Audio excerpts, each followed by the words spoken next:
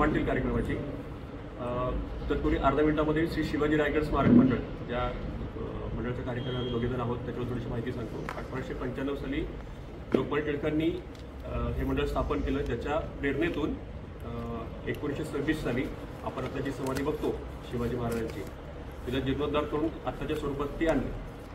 आता शेटे सर आपल्या कार्यकारिणीत पण आहेतच. इतिहासाला वाहून घेतलेले हे जे मंडळ आहे त्यातून नवीन नवीन संकल्पना बाहेर येत असतात.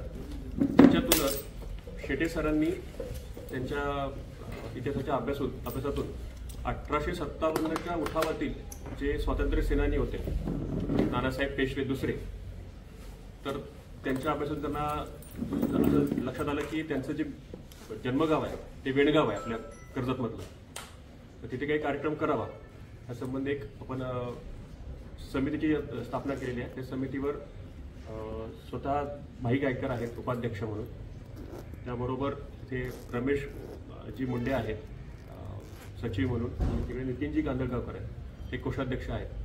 मी आता एवढे परिचयानंतर श्री शेटे सरांना विनंती करतो की त्यांनी कार्यक्रमाच्या मागची प्रेरणा सांगावी, मग आपण दुसऱ्या टप्प्यामध्ये नियोजन कसं केलं ते सांगा. भारतावरती इंग्रजांचं राज्य आलं आणि जवळजवळ 150 वर्ष भारतीयांनी स्वातंत्र्यासाठी संग्राम केला. मात्र या संपूर्ण 150 वर्षाच्या कालावधीमध्ये 1857चं स्वातंत्र्य समर हे फार वेगळं आहे. याचं कारण असं आहे, याच्या आधी सुद्धा उठाव झाले होते, पण ते स्थानिक होते, वेगवेगळ्या काळी झाले होते आणि वेगवेगळ्या राज्यात झालेले होते. मात्र 1857 हा उठावच मुळी पेशावरपासून ते रामेश्वरपर्यंत संपूर्ण भारतामध्ये झाला होता आणि सर्व समाज त्याच्यामध्ये एकत्रित झाला होता. अशा प्रकारे उठाव हा जगाच्या इतिहासातलं एक अद्भुत आणि आश्चर्यकारक उदाहरण आहे. आणि या संपूर्ण उठावाचं नियोजन ज्यांनी केलं आणि म्हणून 1857च्या स्वातंत्र्य समराचे शिल्पकार या नावाने ज्यांना ओळखले येतं ते म्हणजे आदरणीय नानासाहेब पेशवे. नानासाहेब पेशवे यांचा जन्म 8 डिसेंबर 1824 रोजी रायगड जिल्ह्यातल्या कर्जत तालुक्यातल्या वेणगाव या ठिकाणी झाला. त्यांच्या वडिलांचं नाव महादेव भट, आईचं नाव गंगाबाई. घरामध्ये गरिबी होती आणि म्हणून त्यांना कोणी सल्ला दिला की मराठ्यांचं राज्य नष्ट झाल्यानंतर शेवटचा पेशवा दुसरा बाजीराव याला महाराष्ट्रातून हाकलून दिलंय आणि तो आता गंगेच्या काठावर कानपूर जवळ बिठूर इथं राहतोय. त्याच्याकडे अनेक आश्रित आहेत, तुम्ही जर का तिथे गेला तर तुम्हाला तिथे राहण्याची सोय होईल, जेवणाची सोय होईल. या एका आशेने हे कुटुंब तिकडे गेलं आणि दुसऱ्या बाजीरावाला मुलबाळ नसल्यामुळे एखादा चांगला हुशार मुलगा दत्तक घ्यावा असं त्यांच्या मनात होतं. त्यांना हा धोंडू म्हणजे नानासाहेब हा मुलगा आवडला आणि त्यांनी या मुलाला दत्तक घेतलं. म्हणजे एक प्रकारे त्याचं नशीबच पालटलं. कालपर्यंत अत्यंत गरीब घरामध्ये जन्माला आलेला मुलगा आता वारसदार बनला होता. कुणाचा वारसदार होता तर ज्या घरामध्ये परमप्रतापी बाजीराव, थोरले नानासाहेब, सवाई माधवराव, चिमाजी अप्पा, माधवराव पेशवे असं संपूर्ण भारत गाजवणारी व्यक्तिमत्व निर्माण झाली, त्या घराण्याच्या पराक्रमाचा वारसा आता नानासाहेबांना मिळाला होता. 1851 मध्ये दुसरा बाजीराव मरण पावला आणि नानासाहेबांना वाटलं की आपल्या वडिलांना जी पेन्शन होती ती आपल्यालाही मिळेल. दरवर्षी 8 लाख अशी पेन्शन त्यांना होती. पण इंग्रजांनी सांगितलं की तुम्ही दत्तक पुत्र आहात तेव्हा तुम्हाला पेन्शन मिळणार नाही. नानासाहेबांना दुःखही झालं आणि संतापही आला. तेव्हा नानासाहेबांनी आपला एक वकील त्यावेळेला इंग्लंडमध्ये पाठवला होता, त्याचं नाव होतं अझीमुल्ला खान. त्यांनी प्रयत्न केले इंग्लंडमध्ये जाऊन, त्यालाही यश मिळालं नाही. पण त्याच वेळेला इंग्लंडमध्ये आणखी एक व्यक्ती होती, मराठी व्यक्ती होती, त्यांचं नाव रंगो बापूजी गुप्ते. ज्याप्रमाणे पेशव्यांचं राज्य गेलं त्याप्रमाणे छत्रपतींचं पण राज्य गेलेलं होतं आणि छत्रपतींचे वकील म्हणून रंगो बापूजी इंग्लंडमध्ये होते, त्यांनाही न्याय मिळाला नाही. मात्र हे दोघेही एकमेकांना भेटले आणि दोघांच्या लक्षात आलं इंग्रजांना न्याय मागून ते देणार नाही, आता एकच पर्याय आहे तो म्हणजे युद्ध. हे दोघेही परत आले, नानासाहेबांना भेटले आणि नानासाहेबांना सल्ला दिला. नानासाहेबांच्या मनात इच्छा होती की अशा प्रकारचा संघर्ष आपण केला पाहिजे. मात्र हे सोपं नव्हतं, कारण इंग्रजांची संख्या जरी कमी असली तरी त्यांच्याकडे अत्याधुनिक शस्त्रास्त्र होती, दळणवळणाची साधनं होती, त्यांचं हेरखात अतिशय चांगलं होतं. त्यामुळे इंग्रजांचा पराभव करणं हे एकट्या दुकट्याचं काम नाही. आणि म्हणून संपूर्ण भारत जर का एकाच वेळेला पेटून उठला तर आपण इंग्रजांना या देशातून घालवू शकतो, हे नानासाहेबांच्या लक्षात आलं. मात्र हे नेतृत्व कोण करणार, संपूर्ण भारताला आपल्या नेतृत्वाच्या खाली कोण घेणार. आणि मग नानासाहेबांनी ही नेतृत्वाची जबाबदारी स्वीकारली. त्यांनी संपूर्ण भारतभर तीर्थयात्रा काढल्या निमित्त तीर्थयात्रेचं होतं, पण संदेश असा द्यायचा होता 1857च्या मे महिन्याच्या 31 तारखेला एकाच वेळेला सगळ्या भारतात उठाव झाला तर आपण इंग्रजांना घालू शकतो. मग काही ठिकाणी त्यांनी पत्र पाठवली, फतवे पाठवले, भित्तीपत्रकं लावली. विशेष म्हणजे त्यावेळेला कमळ म्हणजे लाल रंगाचं कमळ आणि चपाती म्हणजे भाकरी हे सुद्धा संदेशाचं वहन म्हणून त्यांनी संपूर्ण भारतभर पाठवलं होतं. अशा प्रकारे ती योजना त्यांनी केली. आणि त्यानंतर आपल्या सगळ्यांना माहिती आहे मंगल पांडे हा 1857चा पहिला हुतात्मा आपल्याला म्हणता येईल. त्यानंतर 10 मेला मेरठ या ठिकाणी उठाव झाला. आणि मग मात्र जसं एखाद्या ठिणगीतनं वणवा निर्माण व्हावा तर संपूर्ण भारतभर प्रचंड इंग्रजांच्या विरुद्ध संघर्ष सुरू झाला. स्वतः नानासाहेबांनी कानपूरमध्ये, कालपीमध्ये, बिठूरमध्ये युद्ध केलं आणि इंग्रजांशी अतिशय तिखट असा प्रतिकार केला. अर्थात त्यावेळेला नानासाहेबांना साथ दिली होती त्यांचे सेनापती असणारे तात्या टोपे यांनी. त्याचप्रमाणे झाशीची राणी लक्ष्मीबाई यांनी केलेला पराक्रम हा आपल्या सगळ्यांना माहिती आहे. त्याच वेळेला नानासाहेबांना मदतीला आली बेगम हजरत महल, बिहारचे कुंवरसिंह असे अनेक जण या संघर्षामध्ये होते. आपल्याला वैशिष्ट्य असं वाटेल या उठावाचं, याच्यामध्ये कोण कोण लढले? राजे होते, संस्थानिक होते, शिपाई होते, कामगार होते, कारागीर होते, महिला होत्या, साधू संन्यासी होते, मुल्ला मौलवी होते. इतकंच नाही ते जंगलामध्ये राहणारे अशिक्षित वनवासी सुद्धा होते. संपूर्ण भारत अशा प्रकारे या उठावात एकत्र झाला आहे. हे एक अतिशय विलक्षण असं दृश्य त्या काळात निर्माण झालं होतं. अर्थात आपल्या ताकद कमी पडली, इंग्रजांची आधुनिक यंत्रणा आपल्या समोर होती, त्याच्यामध्ये आपण यशस्वी होऊ शकलो नाही. आणि म्हणून तात्या टोपे यांना फाशी झाली, झाशीच्या राणीचा रणांगणात मृत्यू झाला, अनेक जण त्याच्यामध्ये कामी आले. आणि नानासाहेब पेशवे हे नेपाळमध्ये गेले आणि नेपाळच्या तराईच्या जंगलामध्ये राहून त्यांनी इंग्रजांशी संघर्ष चालू ठेवला. मित्रांनो, नानासाहेबांची जी शेवटची पत्र आहेत इंग्रजांना लिहिलेली ती आज सुद्धा आपल्याला थरारून टाकणारी आहेत. ते इंग्रजांना असं म्हणतात, मी हातामध्ये तुमच्या विरुद्ध जी तलवार उगारलेली आहे ती कधीही खाली ठेवणार नाही. या संघर्षात तुमच्या गुडघ्या एवढ्या रक्ताच्या नद्या वाहतील, पण जोपर्यंत माझ्या जीवात जीव आहे तोपर्यंत मी तुमच्याशी संघर्ष चालू ठेवीन. नानासाहेबांची वाक्य पुढच्या काळामध्ये क्रांतिकारकांना प्रेरणा देणारी होती, यात काही शंकाच नाही. नानासाहेबांचा नेमका मृत्यू कसा झाला याच्याबद्दल अनेक वेगवेगळे तर्क आहेत, त्यामुळे आज आपल्याला त्याचं सांगता येत नाही. पण त्यांचं व्यक्तिमत्व हे प्रेरणा देणारं होतं. आणि विशेष पहा की ज्या वेणगावमध्ये नानासाहेबांचा जन्म झाला इथूनच काही ठिकाणं अंतरावरती शिरढोण आहे, त्या शिरढोणमध्ये वासुदेव बळवंत फडके यांचा जन्म झाला. आणि ज्यावेळेला 1857 चालू होतं त्यावेळेला 12 वर्षाचे वासुदेव बळवंत त्या कथा ऐकत होते आणि त्याच्यातून पुढे त्यांच्यातून क्रांतिकारक निर्माण झाला. मग त्याच्यापासून चाफेकर बंधू निर्माण झाले, सावरकर निर्माण झाले, याच परिसरामध्ये भाई कोतवाल आणि पिराजी पाटील असे क्रांतिकारक निर्माण झाले.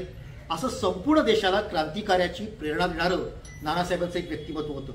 म्हणजे जसं एखाद्या माणसाने झाड हलवावं आणि मग झाडावरची फळं आणि फुलं खाली पडावी, तसं संपूर्ण काश्मीरपासून कन्याकुमारीपर्यंत पसरलेला देश गदागदा हलवण्याचं काम हे नानासाहेब पेशव्यांनी केलेलं आहे.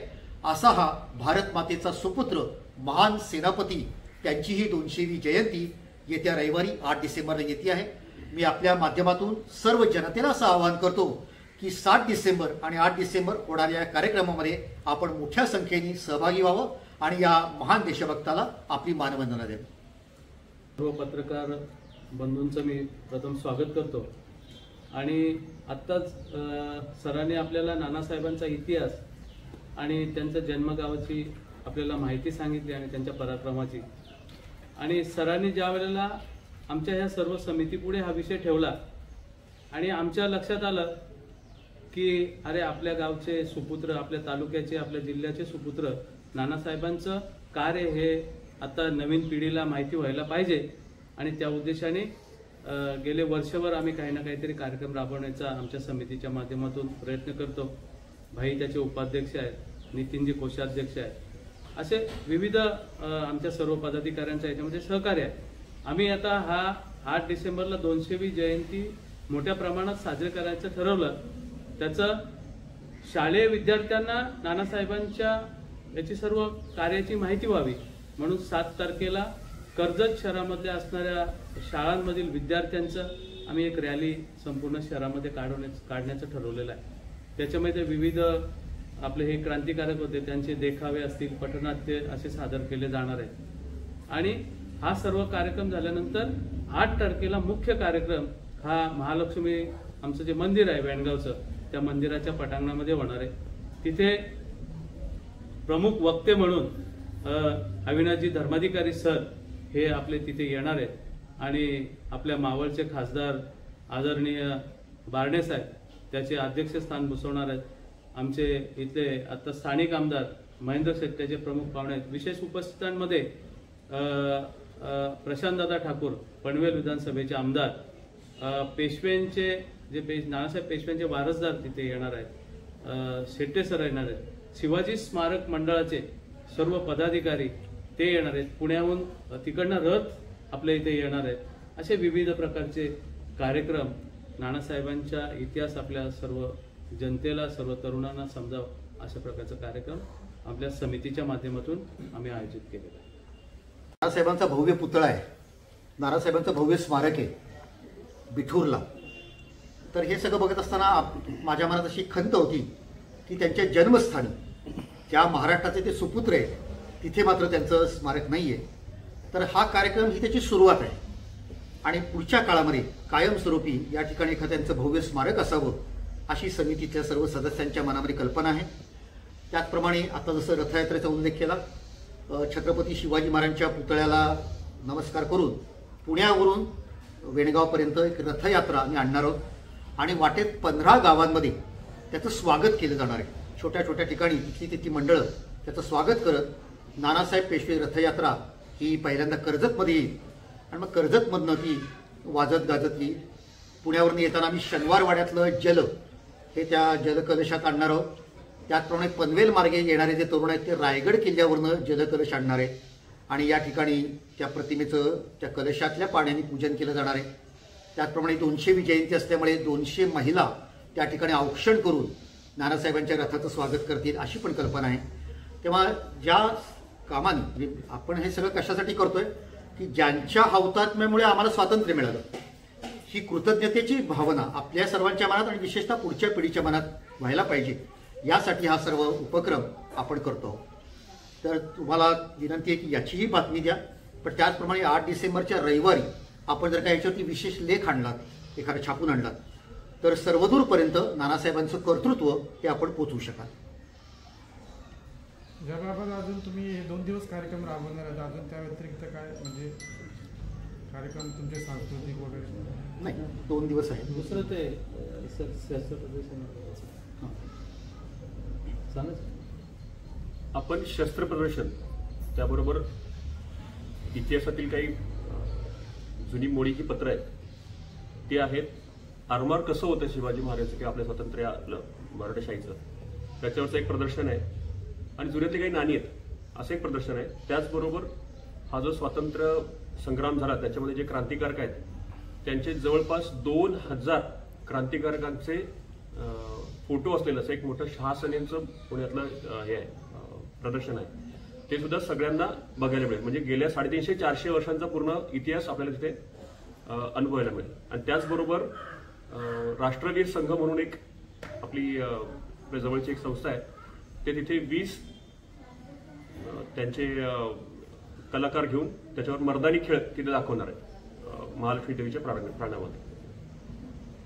आपली समिती येत्या काळात लोकप्रतिनिधींकडे मागणी करणार का त्या वेणगावमध्ये त्यांचं स्मारक अथवा संग्रहालय या ठिकाणी व्हावे यासाठी? बरोबर आहे. म्हणजे हे आम्ही मगाशी म्हणलं की हा कार्यक्रम हीच त्याची चालना आहे आणि ह्या समाजाचं जे काही स्मारक व्हावं ते संपूर्ण समाजाने करावं. तर लोकप्रतिनिधींना आम्ही सांगणारच आहोत की या सगळ्या उपक्रमाच्या पाठीमागं तुम्ही उभं राहू आणि जे काही स्मारक होईल तर लक्षात घ्या, उठाव बंगालमध्ये पण झालाय, केरळमध्ये पण झालाय, तामिळनाडू पण झालाय. तर त्या स्मारकामध्ये जेव्हा लोक येतील तेव्हा म्हणजे ते कसं होईल, अखिल भारतीय स्तरावरचं व्हावं. कानडी लोकांना वाटलं पाहिजे अरे आमचं पण इथे दाखवलेलं आहे, आमच्या क्रांतिकारक पण इथे दाखवलेलं आहे, अशा प्रकारचं दर्शन होणारं ते स्मारक व्हावं अशी त्याच्यामध्ये पुढे कल्पना आहे. मर्दानी खेळ कोणती संस्था आयोजित करणार आहे? राष्ट्रवीर संघ. राष्ट्रवीर संघ. आता बघा की तुम्ही धावपळीच्या सुरुवातीला सांगितलं, त्यांचं मूळ नाव काय होतं? धोंडो पुढे? हां, धोंडोपंत उर्फ नानासाहेब. नाही, धोंडोपंत पूर्ण आडनाव महादेव भट. महादेव भट. हां. त्यांचे पूर्ण फॅमिलीमध्ये काय आलं पुढे? फॅमिली त्यांची?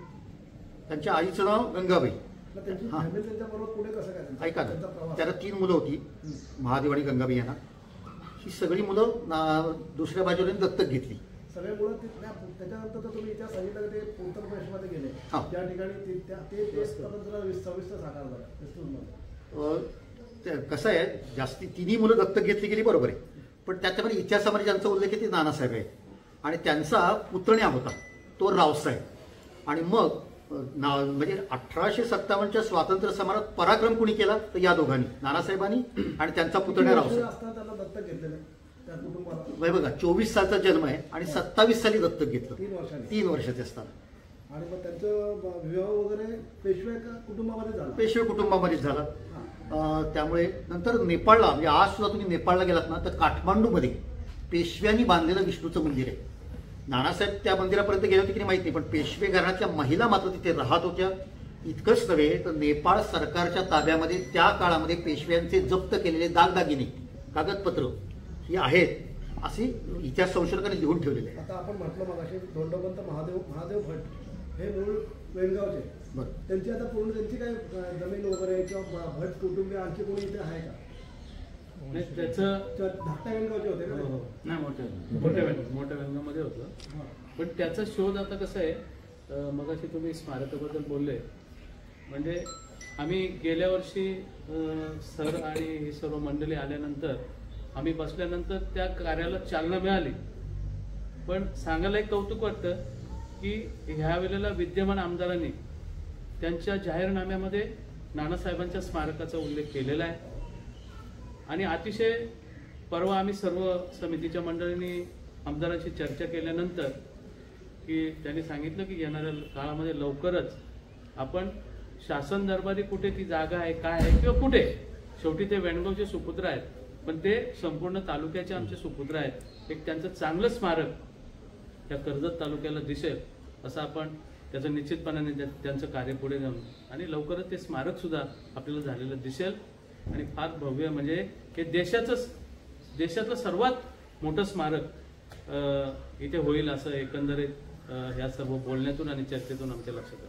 नाही पण भव्य म्हणजे काय भूषणराव, भव्य म्हणजे तुमची संकल्पना काय आहे? भव्य आता तुम्ही देशाचा विचार करून ते स्मारक बनवणार. हो, भव्य सर, म्हणजे सर. संकल्पना मी तुम्हाला सांगतो, त्याच्यामध्ये एक नकाशा छापलाय. तर 1857चे उठाव कुठे कुठे झाले हे आता हे हा सुद्धा छोटाच नकाशा आहे, म्हणजे खरं तर 1000 ठिकाणी काढता येते. कल्पना अशी आहे, आता कल्पना ही की समजा म्युझियम असेल ना, बंगाल दालन, बंगालमध्ये 1857ला काय काय झालं, कर्नाटक 1857ला काय काय झालं, तामिळनाडू 1857ला काय काय झालं, अशी कल्पना आहे.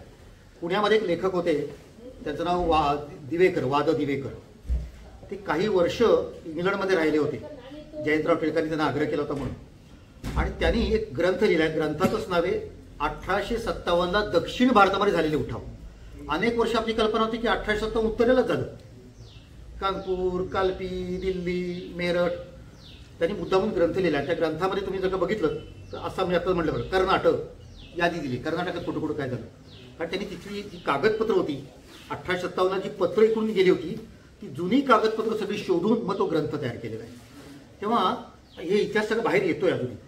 तर हा सगळं 1857ला संपूर्ण भारत कशा प्रकारे धगधगत होता हे ज्या प्रदर्शनातनं किंवा म्युझियममध्ये दाखवता येईल असं ते म्युझियम असावं. आणि भारतातल्या कानाकोपऱ्यातनं जेव्हा मनुष्य या ठिकाणी येईल तेव्हा लक्षात येईल की अरे माझ्याही प्रांतात काहीतरी झालं होतं. आता त्यांनी महादेव भट यांची जमीन या ठिकाणी असेल किंवा त्यांचं कुटुंब त्या ठिकाणी जन्म झाला त्या ठिकाणी स्मारक उभारणार की त्याच्यासाठी वेगळी जागा आपण उपलब्ध करणार? ते कसं आहे, स्मारक एक तर आता ती जागा नेमकी दाखवता येत नाही. म्हणजे दत्तोबाबन पोद्दार साधारणपणे 1973च्या आसपास येऊन गेले, त्यांचं पुस्तक आहे माझ्याकडे. तर त्यांनी असं म्हणलं, मी वेणगावात गेलो तर भटांची जागा आणि भटांची विहीर मला दाखवली होती, आपण बघून आलो. तर काय झालं, ते एक तर गरीब होते, मोठ्या माणसाचं लिहून ठेवलं जातं, त्या इतकं गरीब कुटुंबाचं कोण लिहिणार. बरं ते इथून निघून गेले, 24-25 साली जन्म झाला, ते वर्षभरात निघून गेले. तेव्हा त्यांची जागा, त्यांचे घर, त्यांचे फार काही नंतरच्या काळामध्ये लक्षात ठेवलं असेल कोणी असं सांगता येत आपण जागा कुठे उपलब्ध करणार? आपल्या स्मारकाचा आवाका लक्षात घेऊन त्याला जेव्हा शोभून दिसेल अशी परिसरातली जागा आपण निवडू. किती एकरमध्ये तिचा बनवण्याचा उद्देश आहे काय? एवढं अजून आमचं खरं सांगू का, जागा उपलब्ध कोण करून देणार आहे?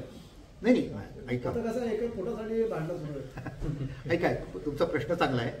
आमची कल्पना अशी की हा कार्यक्रम झाल्यानंतर आम्ही एक स्मारकासाठी वेगळे ट्रस्ट स्थापन करायचा, त्यानंतर एखाद्या आर्किओलॉजी म्हणजे हे आर्किटेक्चरला गाठायचं, त्याच्याकडनं आमच्या मनातली संकल्पना त्याला सांगायची आणि मग त्यांनी एखादं डिझाईन तयार केलं, मग तो सांगणार की बाबा याला 5 एकर लागेल, 10 एकर लागेल, 20 एकर लागेल. मग आम्ही स्थानिक प्रतिनिधींकडे जाऊ, लोकांकडे जाऊ किंवा आम्हाला एवढं स्मारक करायचं आहे, कुठे व जागा उपलब्ध आहे. तर आत्ता आपलं पहिलं ध्येय काय आहे, 8 डिसेंबरचा कार्यक्रम निर्माण करणं आणि या सगळ्या लोकांच्या मनामध्ये असं निर्माण झालं पाहिजे की झालं पाहिजे व इथे एक स्मारक, समाजाच्या मनात असं निर्माण झालं पाहिजे. तो हा 8 डिसेंबरचा प्रयत्न आहे. एकदा ते झालं की पुढची पायरी आपली असणार आहे ती अशा आज आपण भेटतो डिसेंबर महिन्यात. गेल्या डिसेंबर महिन्यात तुम्ही स्मार्ट समितीचं काम सुरू केलं नोव्हेंबर 2023 मध्ये. त्यावेळी असे तुमची माणसं म्हणजे कार्यकर्ते आज नाही आहेत, हे कसं काय? स्मार्ट समितीबरोबर जे लोक पूर्वी जोडली गेलेली होती ती आज नाही तिथं तुमच्यासोबत. ते का दूर झालं किंवा त्याला वेळ नसतो, काय कारण काय? सगळे आपापल्या व्यवस्थेमध्ये आहेत, सगळे व्यवस्थेमध्ये आहेत. तुमचे नावं घ्यायची तर रंजन दातर असतील, दीपक मेहरे असतील, ते दिसत नाही. ते आता सगळे त्याच्यामध्ये. आता तिथे जे मुख्य कार्यक्रम होणार आहे तिथे सगळी साफसफाई वगैरे, मंदिराचे पाहुणे येणार आहेत त्यांचं काय नियोजन करावं, त्यांचं स्वागत कोणी करावं त्याच्यामध्ये आहे. धोंडो भट यांनाच दत्तक घेण्याचं काही कारण असं काय आहे का? कसं असतं, दत्तक घेण्यामध्ये एक धार्मिक एक असं असतं की म्हणजे आपल्या वेणगाव ठिकाणीच कसे काय ते आले असं म्हणतोय. नाही, मुळामध्ये पेशवे यांचं नाव भट होतं. पहिले पेशवे बाळाजी विश्वनाथ भट. आणि आपल्याकडे एक पद्धत आहे किंवा काय प्रथा आहे, आपल्याच घराण्यातला म्हणजे किंवा गोत्रातला दत्तक घ्यायचा असतो. मला त्याचं जास्त डिटेल धार्मिक माहीत नाही, पण दत्तक घेताना आपल्या गोत्रातला आपल्या घराण्यातला घ्यायचा असतो. पेशवे मुळातले भट हेही भट, कदाचित या भटांचा त्यांचा जुना काही गौरवही असेल. आणि त्यांना एक हुशार चुणचुणीत मुलगा ते शोधत होते. बाजीराव पेशव्यांना मुलगा झाला होता, तो लवकर मरण पावला. 3 मुली जन्माला आल्या, पण त्या मुली होत्या, घराणा चालवायला एखादा मुलगा पाहिजे आणि म्हणून हुशार चुणचुणीत मुलगा ते दत्तक शोधत होते. त्याच वेळेला हे कुटुंब तिकडे गेलं बिठूरला आणि त्यांना हा मुलगा आवडला. त्यांनी सांगितलं मी घेऊ का दत्तक घ्यायला. भट कुटुंबाने त्याला मान्यता दिली. बिठूरला हे कुटुंब काय करायचं तिथे?